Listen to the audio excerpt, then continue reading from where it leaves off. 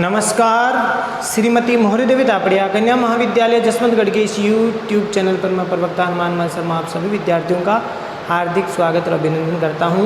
प्यारे विद्यार्थियों, बीए द्वितीय वर्ष कक्षा में हिंदी साहित्य विषय के अंतर्गत रीतिकालीन काव्य जो आपका प्रथम प्रश्न पत्र है उसमें महत्वपूर्ण प्रश्नोत्तर की श्रृंखला चल रही है। प्यारे विद्यार्थियों, तो इसमें हमारा जो विगत वीडियो से प्रश्न चल रहा है बहुत ही महत्वपूर्ण प्रश्न है।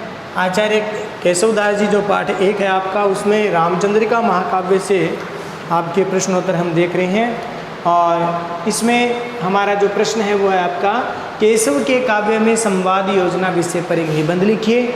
या फिर ये प्रश्न इस प्रकार से आ सकता है, केशव की संवाद योजना बेजोड़ एवं सर्वोत्कृष्ट मानी जाती है। क्या आप इस कथन से सहमत हैं? यदि हाँ तो 100 उदाहरण विवेचना कीजिए।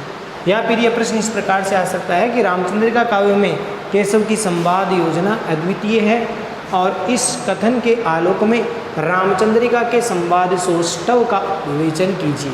तो ये जो प्रश्न है प्यारे विद्यार्थियों, अब इसका उत्तर हम विगत वीडियो से देख रहे हैं और हमने इसके विगत वीडियो में हमने जाना कि रामचंद्रिका के जो संवाद है उनको हम वर्गों में विभक्त करते हैं। और इसमें हमने गद्यात्मक संवाद पढ़ लिया, चरित्रोद्घाटन संवाद पढ़ लिया और पूर्व घटना सूचक संवाद को भी देख लिया और प्रश्नोत्तर मूलक संवाद भी हमने पढ़ा। अब हम आगे आज हम लेंगे व्यंग्यात्मक संवाद और भावानुकूल संवाद के बारे में हम चर्चा करेंगे। तो ये व्यंग्यात्मक संवाद क्या है प्यारे विद्यार्थियों, इसके बारे में हम देखते हैं, जानते हैं।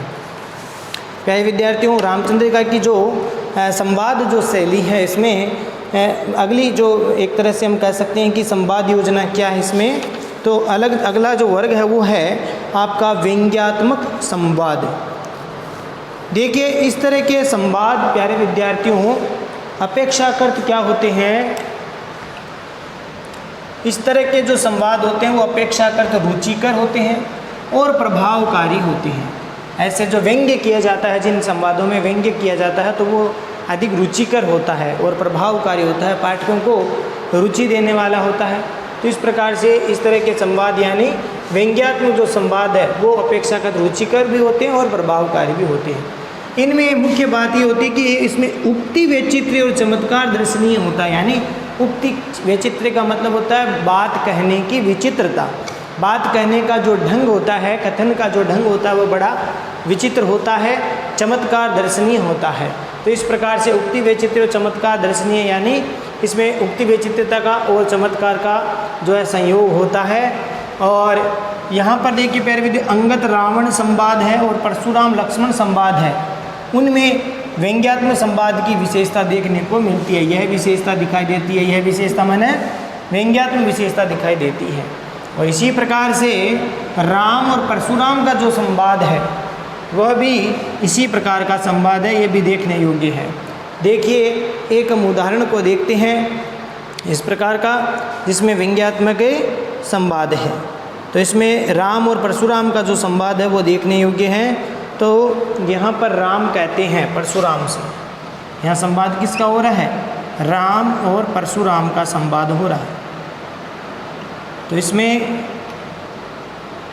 राम कह रहे हैं, भृगुकुल कमल दिनेश सुनी ज्योति सकल संसार, क्यों चलिए इन शिशुन पे डारत हो जस भार।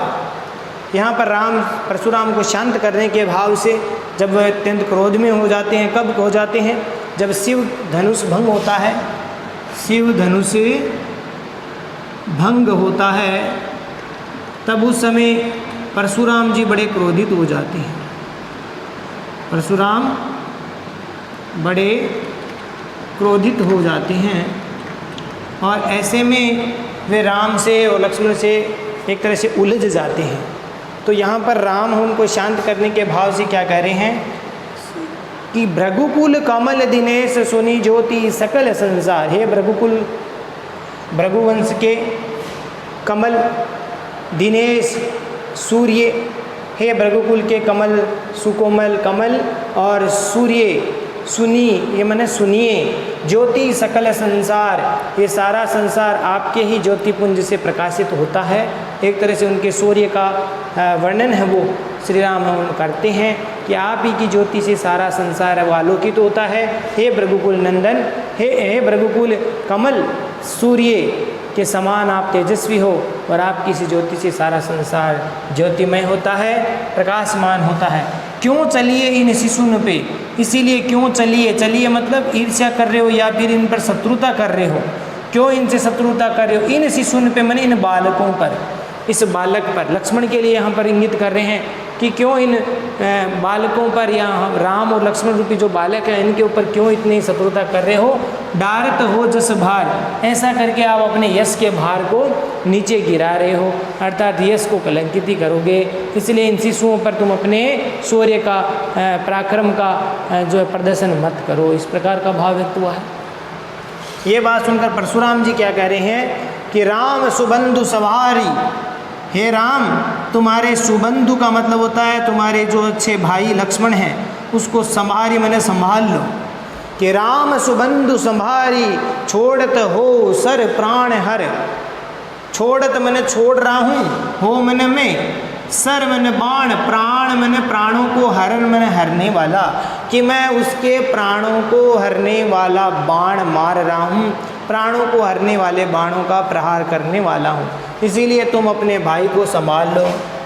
वो जो मेरे से उलझ रहा है, मेरे से वाद विवाद कर रहा है, तर्क वितर्क कर रहा है लक्ष्मण, उसको तुम संभाल लो। इस प्रकार से परशुराम संवाद बात कह रहे हैं। तो यहाँ पर व्यंग्यात्मकता आ रही है, व्यंग्य किया जा रहा है कि तुम अपने भाई को संभाल लो, नहीं तो मैं ऐसे बाण मारूंगा जिससे उसके प्राण चले जाएंगे, या मैं प्राणों को हरने वाले बाण है वो छोड़ने वाला हूँ। देव हथियार न डारी, इसीलिए उसको कह दो कि तुम अपने हथियार है वो अस्त्र शस्त्र है वो मेरे सामने डाल दो, समर्पण कर दो। देहूँ हथियार न डारी, मैंने देहूँ मैंने दीजिए, हथियारन का मतलब हथियार अर्थात अस्त्र शस्त्र, डारी मैंने डाल करके समर्पण कर दो।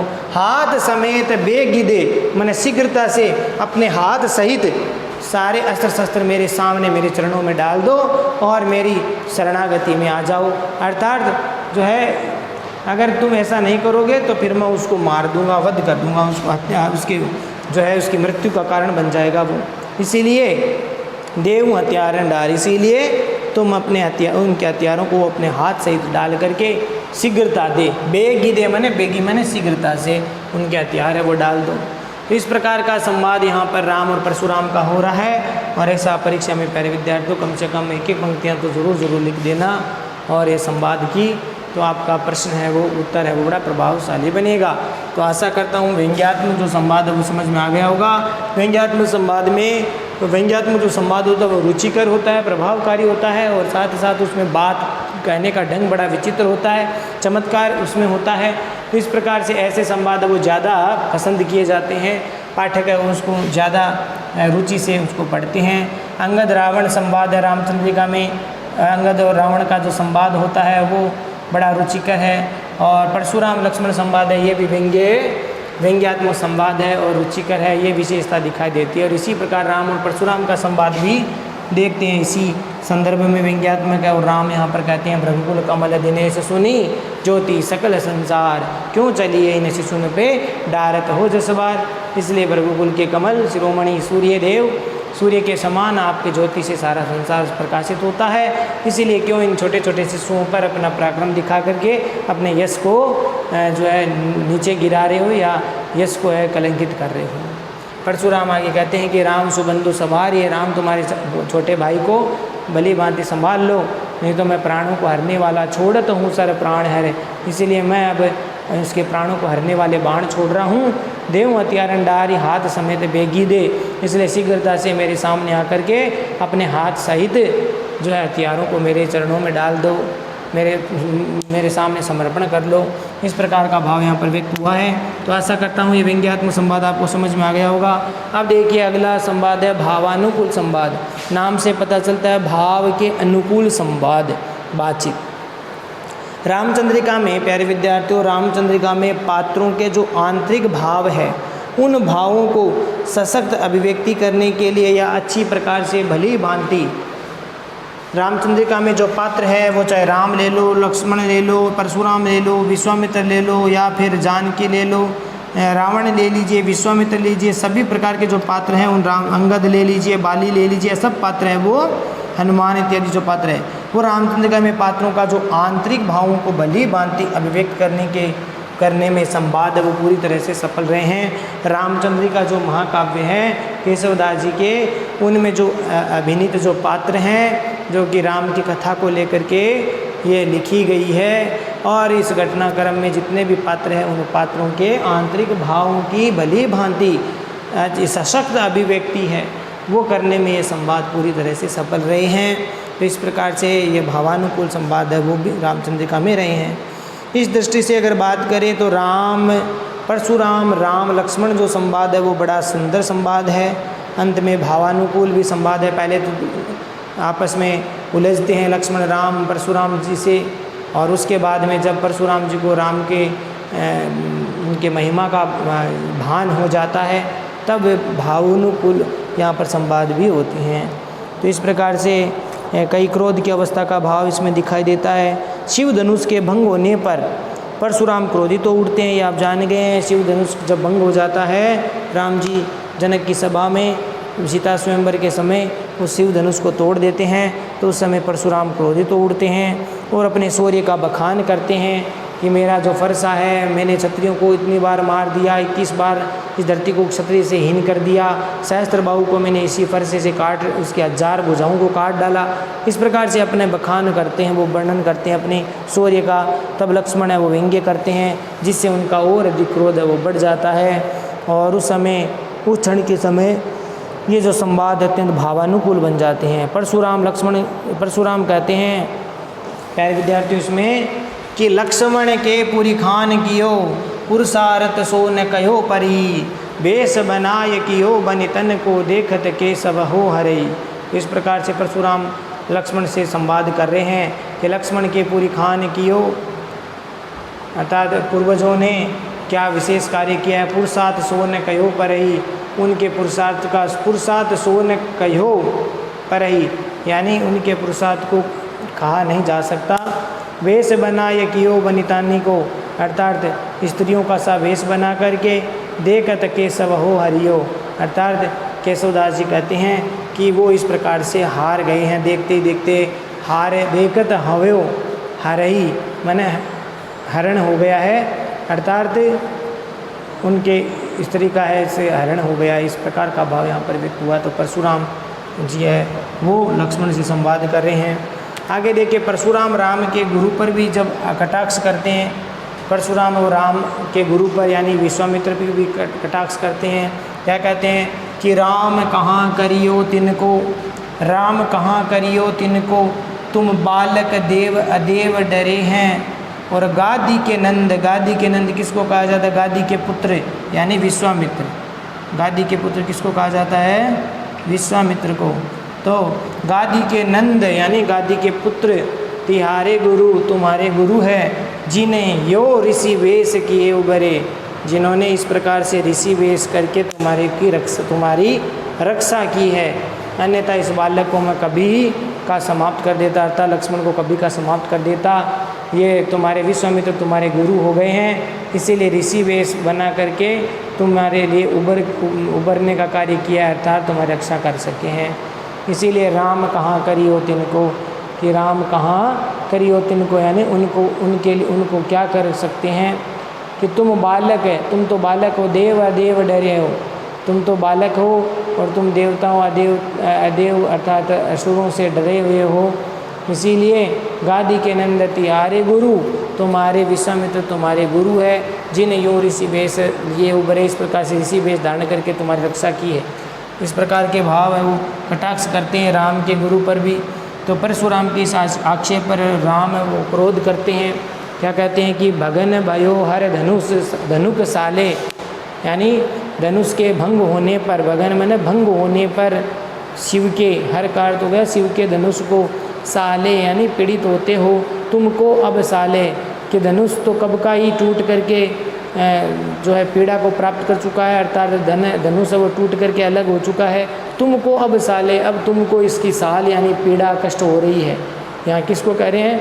राम परशुराम को कहते हैं कि मैंने धनुष को तोड़ करके, शिव का धनुष तो कब का ही टूट गया है और तुम उसके लिए अब तक पीड़ित हो रहे हो, या तुम्हें वो अब तक ठेस पहुंचा रहा है, कष्ट पहुंचा रहा है।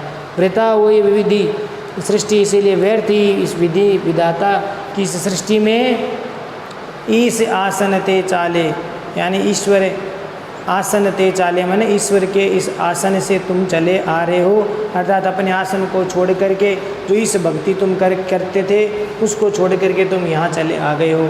तो इस प्रकार से यहाँ पर भावानुकूल संवाद है वो हुआ है। और प्यारे विद्यार्थियों, यहाँ पर परशुराम लक्ष्मण का संवाद है में जो बातें हैं वो भावानुकूल है। परशुराम जो गुरु पर आक्षेप करते हैं, इससे भी जो है राम आक्षेप जो क्रोधित हो जाते हैं, और इस प्रकार के जो संवाद है वो देखने को मिलते हैं, वो भावानुकूल संवाद है। पात्रों की भावों के आंतरिक अनुभूतियों के आधार पर उनके भावों के रूप अनुसार संवाद योजना की गई है। तो प्यारे विद्यार्थियों, ये थे आज जो है व्यंग्यात्मक संवाद और भावानुकूल संवाद। आशा करता हूँ ये दोनों संवाद आपको ठीक से समझ में आ गए होंगे।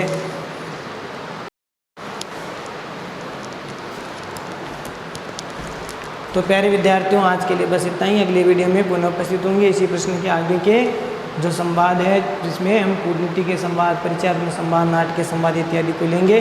तब तक के लिए आप इन दोनों संवादों को ठीक प्रकार से पढ़ें, समझें, नोट्स बनाकर याद करें और चैनल को लाइक, शेयर और सब्सक्राइब कीजिए। जय भारत, जय हिंद। धन्यवाद विद्यार्थियों।